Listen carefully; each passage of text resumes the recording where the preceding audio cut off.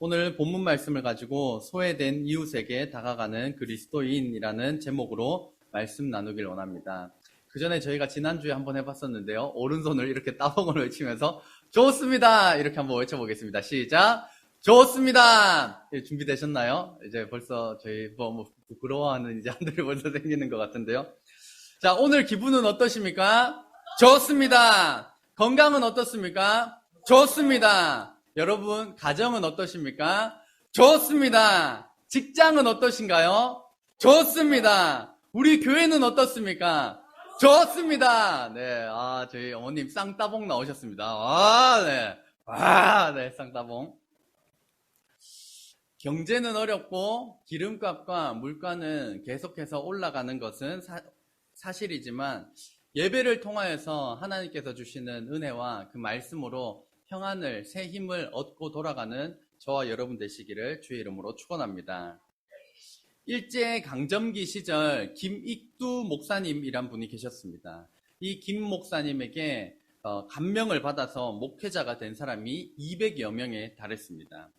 일제 패망이 앞둔 시점에는 신사참배를 거부해서 혹독한 고문을 당하기도 하셨습니다. 이 김익두 목사님은 유명한 부흥사이자 병자를 치유하는 목사님으로 잘 알려져 있고 집회만 700여 건 이상, 설교만 2만 8천 회, 병자 치유만 1만여 명에 다다랐습니다. 하지만 예수님 만나기 전에 이 목사님은 방탕한 생활을 했었습니다. 황해도에서 깡패로 잘 알려져 있었고 사람들을 괴롭히면서 돈을 뺏고 다녔습니다. 오죽하면 사람들이 오늘은 제발 김익두만 만나지 않게 해달라고 막 빌 정도였다고 합니다. 그랬던 사람이 하나님을 만나 변화된 것입니다. 이처럼 하나님을 만나면 사람은 변화되게 되는 줄로 믿습니다. 오늘 성경에도 예수님을 만나 변화된 인물 마태라고도 하는 레위가 등장을 합니다. 말씀 그 후에 예수께서 나가사 레위라 하는 세리가 세관에 앉아있는 것을 보시고 나를 따르라 하시니 이제 이 본문 말씀이 똑같이 마태복음 9장 9절에 있습니다. 같이 읽겠습니다. 시작. 예수께서 그곳을 떠나 지나가시다가 마태라 하는 사람이 세관에 앉아있는 것을 보시고 이르시되 나를 따르라 하시니 일어나 따르니라. 아멘. 이 헬라어식의 이름 표현이 마태이고 이 히브리식 언어 표현이 레위입니다. 지난번에 제가 영어식 이름, 한국식 이름 한 것처럼 이 마태가 레위이고 레위가 마태입니다. 이 오늘 본문에 이 레위가 마태복음을 기록한 저자 마태이고 또 이 마태복음에는 이 보석과 같은 산상수훈이라고 알려져 있는 5장에서 7장 말씀과 천국에 대하여서 잘 기록된 말씀을 기록한 것이 오늘 이 마태입니다. 마태이자 레위입니다. 이 레위의 직업은 세리입니다. 세리는 영어로는 이제 텍스 컬렉터라고 해서 현대식으로는 세금을 거두고 징수하고 보관하는 그러한 세무서 직원이지만 당시에는 지금과 의미에 상당한 차이가 있습니다. 왜냐하면 예수님께서 사역하신 AD 30여 년경에는 이스라엘이라는 나라가 로마의 속국으로 식민지로서 로마의 지배를 당하고 있었기 때문입니다. 그래서 이스라엘이라는 나라는 존재했지만 로마의 통치 아래에 식민지로서 있었기 때문에 로마 정부에 세금을 내야 하는 처지에 있었습니다. 그 세금을 이스라엘 민족으로부터 거두어서 로마 정부에 갖다 바치는 사람이 이 세리였고 이 세리는 이스라엘 민족 중에서 택했습니다. 그리고 일부 세리는 로마 정부로부터 이 받은 세금을 징수하는 권한을 악용하여서 부당하게 높은 세금을 이스라엘 백성들로부터 동족으로부터 착취하였고 일부는 로마 정부에 갖다 주고 일부는 자신이 가졌기 때문에 이 세리들은 이스라엘 백성들이 미워하고 싫어하는 사람들이었습니다. 우리식으로 생각을 하자면 일제 식민지를 생각하면 이해하기가 쉬울 것 같습니다. 일본이 한국인들로부터 세금을 거두기 위해서 집안 사정을 속속들이 아는 한국인을 일부러 택하였고 그것을 거두어서 숨겨놓은 것까지도 탈탈 털어서 그 한국인이 모아다가 일본 정부에 바쳤기 때문에 일본 정부 편에 붙어서 일을 했던 사람들을 가리켜서 친일파 혹은 나라를 팔아먹은 매국노라는 부끄러운 칭호가 붙었습니다. 돈이 많은 부자는 어디를 가든 웬만하면 환영을 받습니다. 잘 낼 수 있기 때문입니다. 하지만 이 세리는 부자임에도 불구하고 공개적인 죄인이었습니다. 부자였지만 사람들에게 천대받았고 소외받았고 외롭게 사는 사람들이 오늘 이 본문에 나오는 세리 직업을 가진 사람이자 레위 마태였습니다. 그런 불명예스러운 세리라는 자리에 있던 이 레위에게 예수님께서 다가오셔서 나를 따르라 라고 말씀을 하십니다. 이런 세리를, 이 죄인의 대명사인 이 세리를 제자 삼는 예수님도 참 대단한 분이시지만 이 예수님을 기존에 따르고 있던 기존 제자 공동체가 이 세리를 받아들이는 것 또한 굉장한 어려움이었습니다. 그리고 그것을 받아들인다는 것 자체가 굉장한 일로 여겨졌습니다. 레위는 이 예수님께서 메시아인지를 알았고 그리고 익히 들어왔던 상황으로 보입니다. 왜냐하면 나를 따르라 라고 예수님께서 말씀을 하자 그가 모든 것을 버리고 일어나 따랐다 라고 말씀을 하고 있습니다. 이 레위는 모든 것을 버리고 일어나서 예수님을 따랐습니다. 이 모든 것에는 실제로 당장에 먹고 사는 문제에 걸쳐 있는 직장을 포기하였습니다. 왜냐하면 아무도 자기를 인정해 주지도 않고 환영해 주지도 않는 그 상황 가운데 있는데 메시아이신 예수님께서 자기를 부르시고 제자 삼는다는 것이 굉장히 놀랍고 감격이 되었기 때문입니다. 개그맨 정태호라는 분이 있습니다. 이분이 개그맨 시험에 통과하여서 개그맨이 되기 전에 개그맨 시험에 여러 차례 떨어졌고 포기해야 되는 그런 시점이 다가왔을 때 아내에게 이렇게 말했다고 합니다. 이제 다른 걸 해야 할 것 같아. 미안해. 그러니까 아내가 해준 이 한마디를 이 정태호 씨는 잊을 수 없다고 하였습니다. 이제 다른 걸 해야 할 것 같아. 미안해. 라고 하니까 이 아내분이 내가 좋아하는 건 개그맨 정태호가 아니라 그냥 정태호를 좋아해. 어떤 조건이 아니라 그냥 나의 존재에 있는 그 자체를 받아주었을 때 그것이 감격이 되고 사람이 변하게 되는 이것을 잊을 수 없는 그 감사가 된다는 것입니다. 이 세리, 레위도 마찬가지로 세리라는 이 타이틀로 인하여서 아무도 나를 찾지 않고 아무도 나를 사랑하지 않을 거라고 생각하고 있었던 이 레위에게 예수님께서는 찾아가셨고 나를 따르라라고 요청하시고 그렇게 말했을 때 이 존재 자체를 인정해 주시는 그 큰 사랑 앞에서 모든 것을 버리고 예수님을 따를 수가 있었습니다. 이 존재 그 자체를 인정해 주시는 이 큰 사랑을 경험하는 저와 여러분 되시기를 주의 이름으로 축복합니다. 큰 소리로 아멘 합시다. 누가복음 5장 29절 말씀. 그러자 레위가 예수를 위하여 자기 집에서 큰 잔치를 하니 세리와 다른 사람이 많이 함께 앉아 있는지라. 이제 레위는 예수님을 위하여서 자기 집에서 큰 잔치를 벌입니다. 큰 잔치를 벌일 수 있을 만큼 집의 규모가 큰 상당한 부자임을 알 수가 있습니다. 또한 동네에서 제일 가는 부자가 벌이는 큰 잔치였기 때문에 입소문도 많이 나고 많은 사람들이 초대를 받아서 이 잔치에 참여하게 되었습니다. 이 레위가 초대했던 한 부류는 세리들이었습니다. 레위가 있는 동네에 세금을 온전히 거두기 위하여서 꽤 많은 세리가 필요했던 것으로 보입니다. 이 세리들은 나라를 팔아먹은 매국노라고 하는 이 부끄러운 이 명예를, 칭호를 등에 업은 존재였지만 사회적으로는 부를 손에 가졌고 하지만 그럼에도 불구하고 부끄럽게 살아갈 수밖에 없는 존재들이었습니다.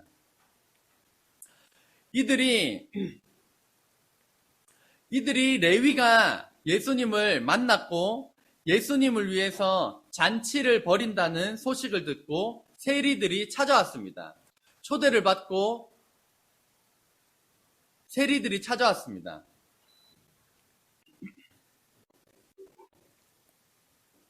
괜찮나요? 괜찮으십니까? 네, 네, 좋습니다. 이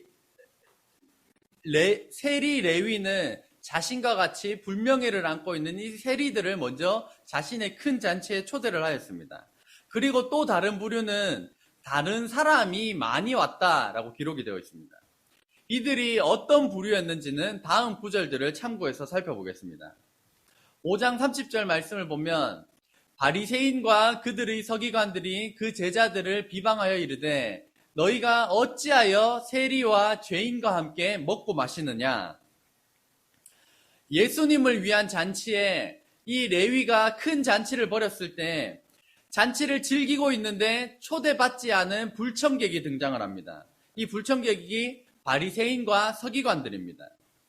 이 바리새인은 다른 표현으로는 분리주의자입니다. 그래서 깨끗하지 않은 것들로부터 분리하려는, 깨끗게 되려는 자, 몸부림치는 자.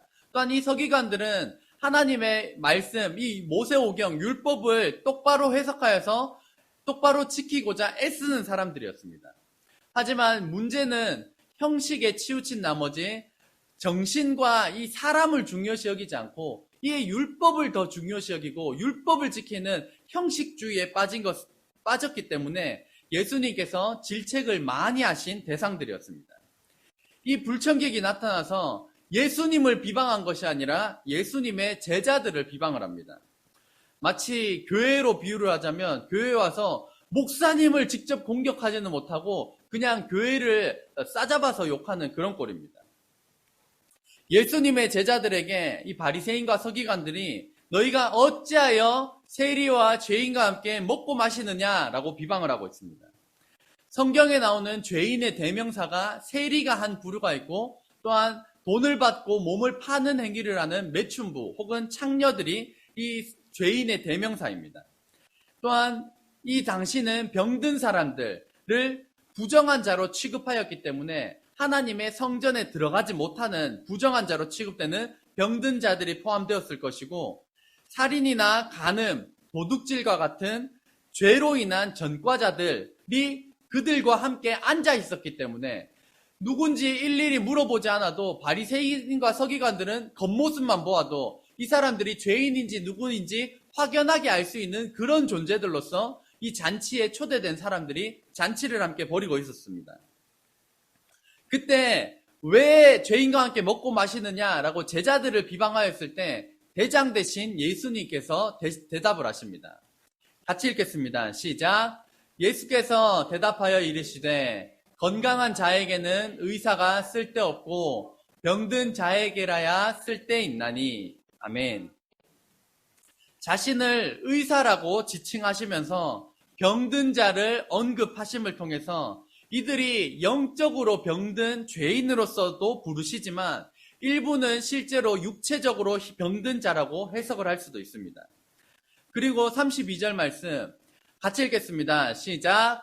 내가 의인을 부르러 온 것이 아니요 죄인을 불러 회개시키러 왔노라. 아멘. 그리고 예수님께서는 의인을 부르러 온 것이 아니라 죄인을 부르러 오셨고 죄인을 부르는 것으로 끝이 아니라 죄인을 불러 회개시키기 위하여서 오셨다고 말씀을 하십니다. 이로써 오늘 배경을 살펴보면 공개적인 죄인 세리 마태를 제자로 부르시고 이 레위는 마태복음을 기록한 마태라고 말씀을 드렸습니다. 이 마태가 큰 잔치를 벌이고 이 큰 잔치에 참여한 세리와 죄인들이 있었고 이 잔치집에 초치는 바리새인과 서기관들이 등장하고 이에 대한 예수님의 대답으로 본문의 말씀이 정리가 됩니다. 오늘 이 본문의 말씀을 통하여서 우리가 점검해야 되는 사실은 첫 번째, 같이 읽겠습니다. 시작. 그리스도인은 소외된 사람에게 먼저 손을 내밀어야 합니다. 사랑의 반대말은 무엇일까요?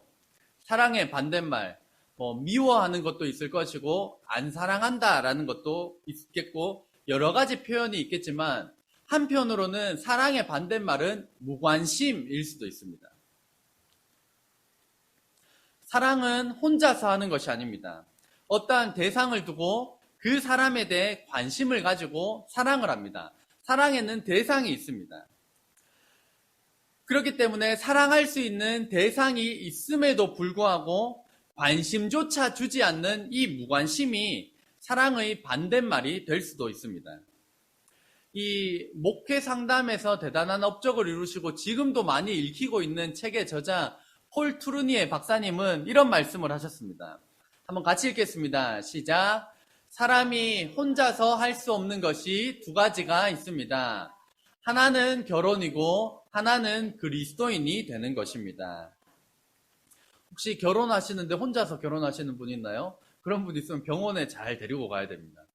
그런가 하면 같은 의미로 그리스도인은 혼자서 될 수 없다라고 이 박사님이 말씀을 하셨습니다. 그리스도인은 타인과의 관계성 속에서 내가 그리스도인으로서 증명되는 것이지 나 혼자만의 세계에 갇힌 상태에서 그리스도인으로서 증명되는 것이 아니라는 것입니다. 이 레위는 예수님께서 자신을 품어주시니까 예수님의 제자가 되니까 자신과 똑같은 어려움을 겪고 있는 세리와 죄인들이 눈에 들어왔고 이들에게 먼저 손을 내밀어서 잔치집에 초대를 하였습니다.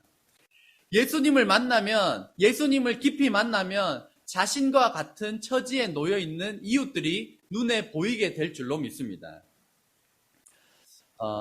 제가 집사람과 연애를 할 때 집사람에게 뿅 하고 반했던 순간이 있습니다.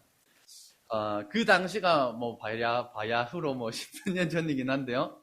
그때, 그 당시 저의 여자친구였던 이 집사람은 장애아동을 돌보는 사회복지시설에서 일하고 있었습니다. 저는 이제 봉사활동이라는 명목 하에 여자친구를 보러 갔습니다. 어떤 방에 가면 아기들 똥 냄새가 굉장히 많이 나고 그것이 소독약과 이렇게 혼합이 되어서 들어가기만 해도 냄새가 굉장히 역한 냄새가 나는 방들이 있었고 그 방에 들어가면 대뇌가 없는 채로 태어난 문해증으로 인해서 죽을 날만 기다리고 있는 아기가 있었고 호흡기를 달고 산소 포화도를 계속해서 체크하고 석션을 끊임없이 해줘야 되는 아기가 누워있고 피부 색깔이 애초에 울긋불긋하게 태어난 장애를 가진 아기들이 있었습니다. 또 다른 방에를 가면 유치원생부터 초등학생까지 있었는데 모두가 장애가 있는 방이었습니다. 뇌수술을 수차례 했기 때문에 머리가 좀 프랑켄슈타인처럼 좀 기괴한 모양으로 굉장히 큰 아이도 있었고 계속해서 한쪽에서는 머리를 벽에다가 계속 박고 있는 아이들이 있습니다. 침을 질질 흘리기 때문에 초등학생처럼 큰 아이지만 이렇게 턱받이처럼 계속 달고 있는 아기도 있고 다리 한쪽을 계속해서 질질 끌고 다니는 아이도 있었습니다. 그 중에 제 기억으로는 제대로 된 의사소통이 되는 아이들은 없었습니다. 그런데 그 와중에도 잘생기거나 예쁜 아이들이 그 중에서도 있었습니다. 그러면 저는 가서 비교적 잘생기거나 예쁜 아이들을 돌보았습니다. 집사람도 저에게 그런 아이들을 저에게 붙여줬습니다.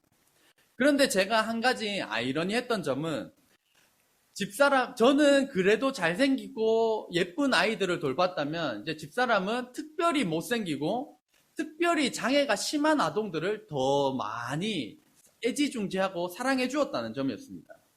그래서 제가 물어봤습니다. 왜 당신은 예쁘고 잘생긴 애들보다 못생기고 장애가 심한 아동들을 아껴주고 돌보아주고 사랑하나요?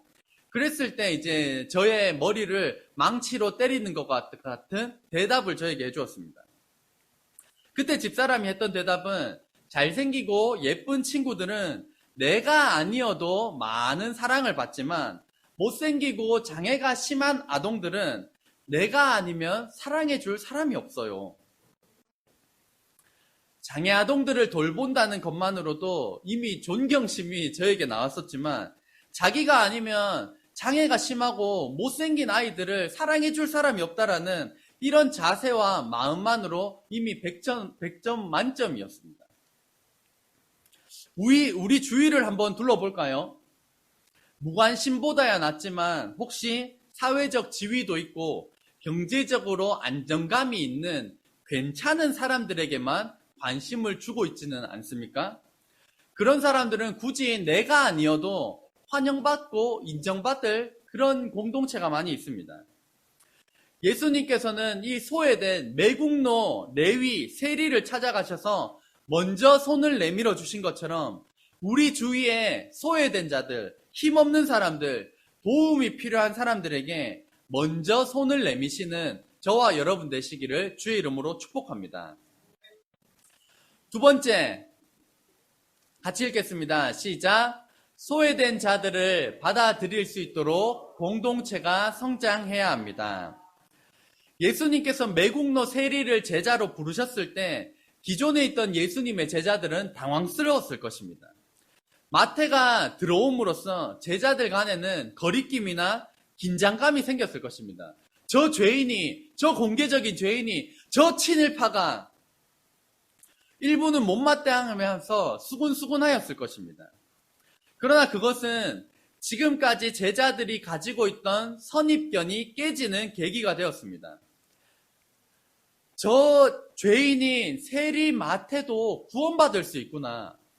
저 공개적인 죄인까지도 사회적인 지탄을 받는 대표적인 세리와 창녀 이 죄인들까지도 구원받을 수 있는 존재구나. 그동안 저 사람이 문제라고 생각했던 이 좁았던 시야가 넓어지고 편견도 버리게 되었습니다. 혹시 여러분들이 특히 참아내지 못하거나 견디기 어려워하는 부류의 사람들은 어떤 사람들입니까? 저에게 그런 질문을 던져보았을 때 저는 믿음이 약한 사람들은 아니지만 믿음이 좋다는 사람들이 직장 내에서 자기의 역할이나 자기가 했는 것, 자기가 쌓아 올린 것, 자기의 노력, 자기의 연봉 이런 것들을 가지고 하나님께 영광을 올려드리지 않고 내가 했다, 내가 노력했다, 내가 열심히 쌓았다 라고 하는 자기 자랑만 하는 사람들을 제가 받아주거나 참 상대하기 힘들다라는 것을 알게 되었습니다. 우리 주위에 보면 견디기 힘든 부류의 사람들이 있습니다. 그 중에 말을 함부로 하는 사람, 예의가 없는 사람, 예의를 중시 여기는데 예의가 없는 사람, 또 자기밖에 모르는 사람, 똥꼬집. 고집하면 항상 어떤 떠오르는 존재들이 있습니다. 그 중에서도 똥꼬집. 자기한테는 돈을 잘 쓰면서 남한테는 굉장히 인색한 구두쇠 같은 사람, 게으른 사람, 실력 없는 사람, 강자한테는 약하고 약자한테는 강한 사람. 우스갯소리로 어딜 가나 이런 사람은 꼭 있는데 그런 사람을 못 찾는다면 바로 자신이 그런 사람이라는 우스갯소리도 있습니다. 예수님께서 소외되고 죄인의 대명사인 세리 레위를 부르신 것은 온 인류를 구원하시려는 예수님의 마음을 보여주신 것입니다. 하나님의 마음은 무엇입니까? 디모데전서 2장 4절 말씀 같이 읽겠습니다. 시작. 하나님은 모든 사람이 구원을 받으며 진리를 아는 데에 이르기를 원하시느니라. 아멘. 하나님은 세리도 깨끗해 보이는 사람도 전과자도 어떤 사람도 상관없이 모든 사람이 구원을 받으며 진리를 아는 데에 이르기를 원하시는 분이 바로 우리가 믿는 아버지 하나님이신 줄로 믿습니다. 그런데 이를 못마땅하게 생각하는 사람이 바리새인과 서기관들이었습니다.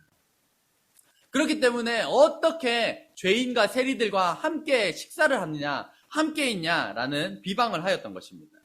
하지만 예수님께서 이렇게 답하셨습니다. 내가 의인을 부르러 온 것이 아니요 죄인을 불러 회개시키러 왔노라. 예수님께서는 죄인을 불러 회개시키기 위하여서 이 땅에 오셨습니다. 우리 교회로 멀쩡하고 괜찮은 사람이 올 수도 있지만 우리가 견디기 힘든 부류의 사람, 몸이 아픈 사람, 예의 없는 사람, 자기 말은 다 옳은 줄 아는 사람, 바리새인과 서기관과 같은 사람이 우리 교회에 올 수도 있습니다. 레위와 같이 세상에서 손가락질 받는 사람이 우리 교회에 왔을 때 이들을 품어낼 수 있는 저와 여러분 될 수 있도록 말씀과 기도로 더욱 성숙한 그리스도인 되시기를, 또한 그런 교회가 되도록 함께 기도하시기를 주의 이름으로 축원합니다. 마지막 세 번째입니다. 셋째, 같이 읽겠습니다. 시작. 죄인을 회개시키러 오신 예수님의 뜻을 따라 각자는 예수님을 구세주와 주인으로 영접해야 합니다.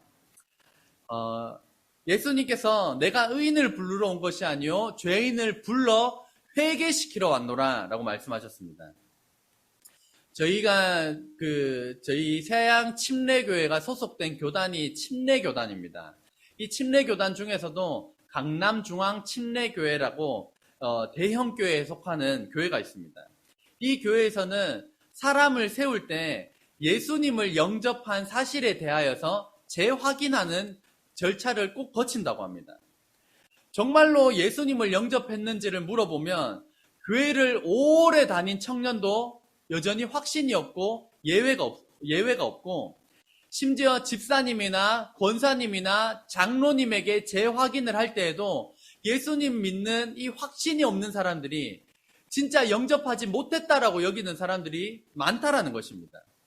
믿기 힘들겠지만 사역자도 예수님을 다시 영접을 하고 선교지에 나간 선교사님도 다시 예수님을 영접하는 사례가 수두룩하다고 합니다. 이처럼 예수님을 구세주와 주인으로 영접하는 것을 재차 거듭 확인하는 것은 가장 중요한 일 중에 하나입니다. 저와 여러분은 예수님을 구세주로 영접하셨습니까? 영접하셨습니까? 사도행전 4장 12절 말씀 같이 읽겠습니다. 시작. 다른 이로서는 구원을 받을 수 없나니 천하 사람 중에 구원을 받을 만한 다른 이름을 우리에게 주신 일이 없음이라 하였더라. 아멘. 예수님 외에는 구원받을 수 있는 이름을 주신 적이 없다. 오직 예수님만 우리의 구원자가 되신다라고 말씀하십니다. 이 예수님을 구세주로 고백하는 저와 여러분 되시기를 주의 이름으로 축복합니다. 그렇다면 예수님을 구세주로 영접하였다면 예수님을 주인으로 영접하여야 됩니다.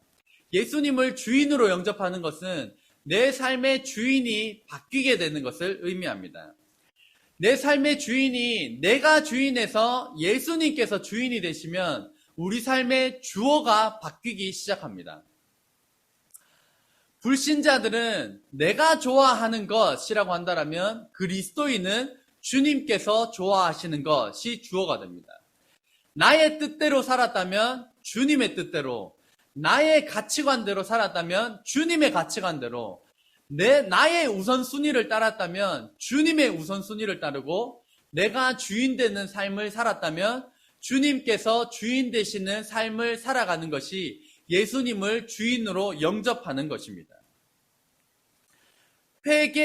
예수님께서는 죄인을 불러서 회개시키기 위하여서 오셨다고 말씀하셨습니다.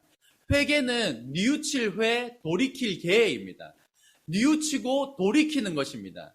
내가 주인으로 살았던 것을 뉘우치고 주님께서 주인 되시는 것으로 돌이키는 것이 회개이고 예수님께서 이를 위하여서 이 땅에 오셨다고 말씀하셨습니다.